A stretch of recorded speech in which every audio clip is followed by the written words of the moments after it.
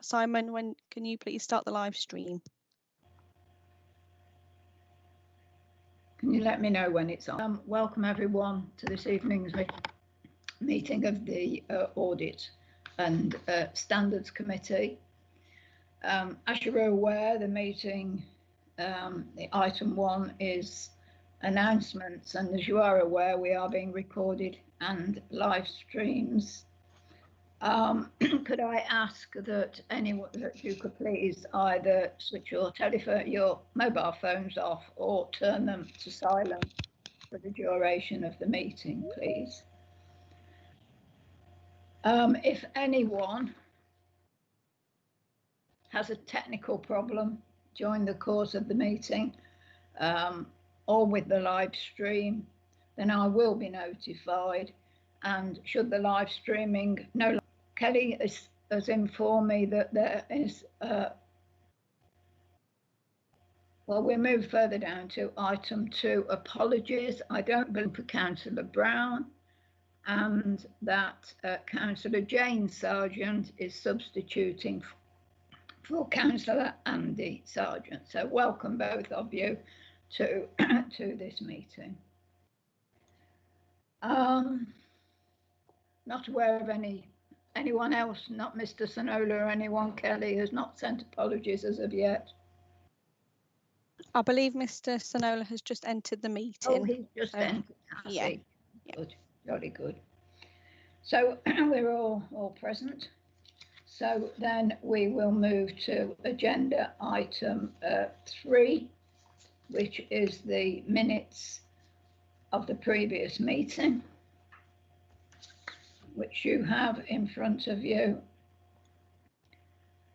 Could I, excuse the voice, could I move that the minutes of the Audit and Standards Committee held on the 7th, that's not the right one. We have the minutes of the previous meeting relating to the minutes of the meeting in July and the continuation meeting that was also that was held in August. Sorry. Does anyone have any comments they wish to make on the minutes? Councillor Evans. Thank you, Chair. In relation to the original minutes in July, I would refer you to page 6 under external audit plan. You may recall that I made some comments in relation to a newspaper article. It should actually read Financial Times, not the Times. The two newspapers are completely different. So if there could be an amendment there. We'll make sure that is changed to the Financial Times, Councillor Evans. Thank you for drawing it to our attention. Is there anything anyone wants to say about the minutes of those two meetings? Okay, I see no dissent, so we will agree those two items on the minutes. The next item on the agenda is the declarations of interest. Does anyone have anything they wish to add or take away from the declarations of interest as has been reported here? No. Item 5, public consultation. It seems that we do not have any items of public consultation and no other speakers who wish to come along. Agenda item 6, which is the standards section of the Audit and Standards Committee annual report. Does anyone have any comments they wish to make? If I may, Chair, if I can just present the report, just to correct errors, if I may. If members can look at page 22, it does say in the second paragraph that the terms of reference for the combined committee was agreed. It should be were agreed. Similarly, Chair, on page 25 in, and lastly, Chair, on page 26, there's a drafting note that's been left in by mistake at the end, just before paragraph 3.3, the very last line above, where it says that I'm to confirm the letter was done last year. That should be deleted. Thank you. Other than that, Chair, that is the proposed annual report for last year. Thank you. Anyone wishes to speak on the annual report? So therefore, can I move the recommendation as printed on page 21 that the draft 2019-20 annual report. His hand is up, Chair. Sorry. Evans, yeah. Sorry, Councillor Evans. Yes, thank you, Chair. Obviously on page, what page is it now? I think it's page 25. It does make reference to the fact that we can have up to 4 co-opted members on this committee. I believe this report is actually under your name, as in you're signing the content of it off. So is it possible to know what work is being done by yourself to potentially recruit external people from outside the council to sit as co-opted members on this committee, potentially some external auditors who could do a good job at perhaps looking through the books of the Civic Hall? Councillor Evans, I believe that you just heard Mr. Richardson talk about the fact that we had reduced the numbers down to 4.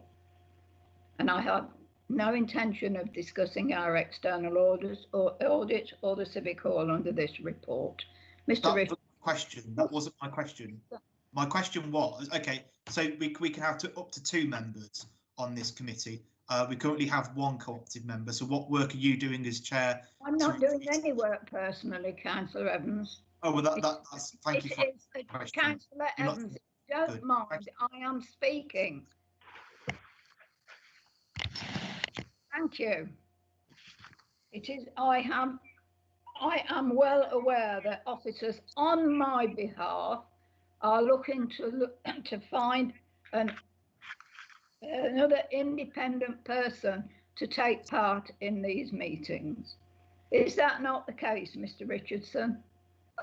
It is, Chair. In fact, I think we will be in the process, and we will be bringing a report, I think, to the Constitution Review Working Party to say that I think all of the co-opted members are up for review. We appoint them for a period of time, usually 4 years, and I think we're coming up to that 4-year deadline. So what I would suggest, Chair, is that we will be bringing a report to this committee through Constitution Review Working Party with some recommendations on going out to advert. And what we've just to answer Councillor Evans's question, what we tend to do is we do run a series of adverts. We put stuff out on social media and in the press, inviting applications from suitable candidates. Obviously, they have to be independent, so they have to be totally politically neutral, can't be members of a political party, etc. And then we go through a selection process. So that will come back to this committee. I would anticipate probably the early part of next year. Thank you, Mr. Richardson. Councillor Tromans. Thank you, Chair. Just an observation. You mentioned the press, and that can be quite expensive sometimes. But what about things like Indeed and Read and the big job sites online? Do we use those at all? Because that would reach a really substantial audience. Mr. Richardson. We'll do anything, Chair. The only thing I should say is obviously this isn't a job in itself. It's not an employed post or anything of that ilk. It is very much a co-opted voluntary role, and therefore whether it would merit that level of exposure, I don't know. What we have done in the past is we obviously we don't go through paid advertising, but we put out sort of press releases and things. And as I say, we use social media in order to garner interest from the local community. And obviously, if there are people who want to come forward independently of that, we will obviously consider their application. We do go through a formal process of selection to make sure that they satisfy our criteria. What we have done recently, and this was last year, is when we reduced the numbers down, we reallocated the independent members across the panels and the committees because they do tend to sit on more than one. But we've lost one or two over the years, and therefore we're now at a point where we do need to refresh the whole panel. Thank you. I don't see any further speakers, so I will again move to the recommendation as printed on 2.1 and 2.2. Is that agreed? That's agreed, Chair. I see no dissent, so I think we can move on from there. We move to agenda item 7, which is the one that was sent to you separately, which is the list of dispensations that are allowed from members. Mr. Richardson, do you have anything to say about this report? Only to say, Chair, this is for noting. It was considered important that this committee had oversight of the process of granting dispensations. It is technically a role allocated to the committee, which was then delegated to the monitoring officer. The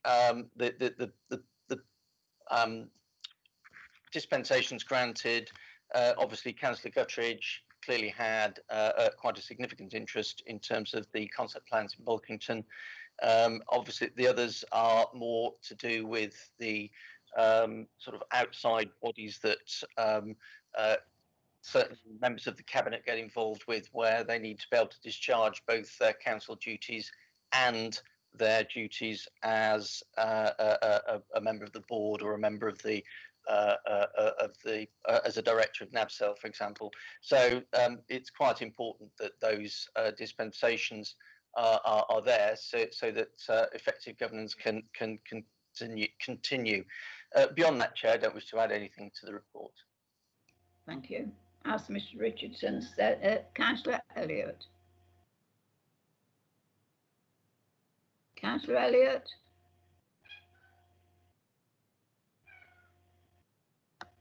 Councillor Elliott.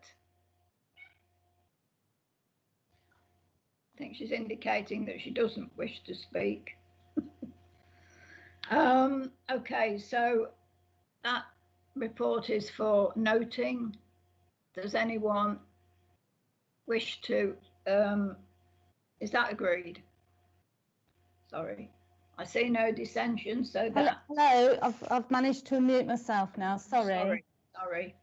Can you hear me? Yes, I can hear you. It's just a small point that on the addendum item that we were sent, it says that H. Walmsley is a member of the Audit and Standards, so that just needs amending, that was all. Okay, thank you. Could you look into that for me, please, Mr. Richardson? Yes, Chair, we can look at that. Okay, thank you. So therefore we move on to agenda item 8, which is any other items. I have not been notified of any other items. So we will move on to agenda item 9, which is exclusion of the public and press. It is recommended that under section 100A(4) of the Local Government Act 1972, the public and press be excluded from the meeting during consideration of the following item. It being likely that there would be disclosure of exempt information of the description specified in paragraph 1 of part 1 of Schedule 12A to the Act. Is that agreed? I see no dissent, so we will move to the item. Could you ensure that the live streaming is switched off, please, Kelly? Yes, if we could just wait for confirmation from IT first. Point of order. Councillor Evans, you have a point of order.